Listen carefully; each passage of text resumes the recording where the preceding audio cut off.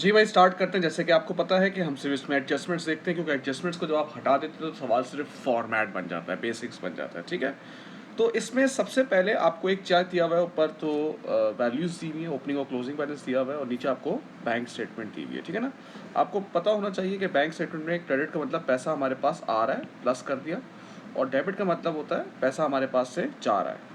अब इसमें इन्होंने फिर से हर तरीके की तरह सेल्स को छुपा के रखा हुआ है, सेल्स लेजर कंट्रोल अकाउंट। बेटा ओपनिंग डेटर कितना दिया हुआ है, ये ओपनिंग है, ये फिगर्स इसकी 66340, क्लोजिंग 60870। अब देखें भाई, देखें रिसिव फ्रॉम डेटर, डेटर ने इतना पेमेंट कर दिया 841030। तो इसके लिहाज से जो आपकी क्रेडिट सेल्स हुई हैं वो सेल्स हुई हैं आपकी 835560। बिल्कुल ऐसे ही इन्होंने purchase ledger control account, purchases छुपाई हुई हैं। ओपनिंग क्रेडिटर ये लिखे हुए बेटा 64300, क्लोजिंग है 71200। अब देखते हैं भाई, देखो पेमेंट टू क्रेडिटर 605190, और क्रेडिटर ने डिस्काउंट दिया है तो ये हो गया डिस्काउंट रिसीव, वो इधर आता है।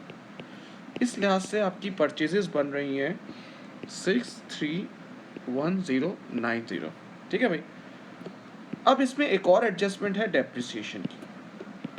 अब जब डेप्रिसिएशन का रेट नहीं दिया जाता, नहीं दिया हुआ, तो वो रिवैल्यूएशन मॉडल होता है। आप सिर्फ ओपनिंग और क्लोजिंग को डिफरेंस निकालें।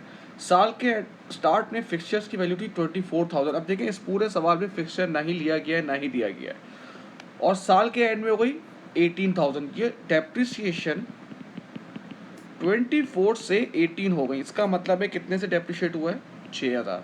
बिल्कुल सेम ऐसे ही व्हीकल का भी डेप्रिसिएशन होगा भाई, 30,000 माइनस 22,500, ये आ गया 7,500। ठीक है भाई, अब इसमें इनकम्प्लीट रिकॉर्ड क्योंकि है, इसमें हमें निकालना है कैपिटल। ठीक है भाई, चले भाई, opening assets minus opening liability, ये ओपनिंग एसेट।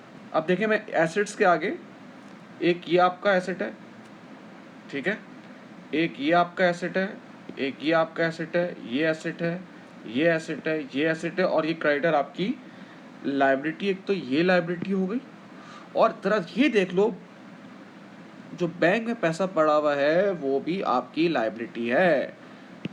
तो जो टिक किए हैं वो सारे एसेट हैं, उनको आप प्लस करेंगे, और जो ब्रैकेट है उसको माइनस करेंगे, तो आपका कैपिटल आ जाएगा 277,700।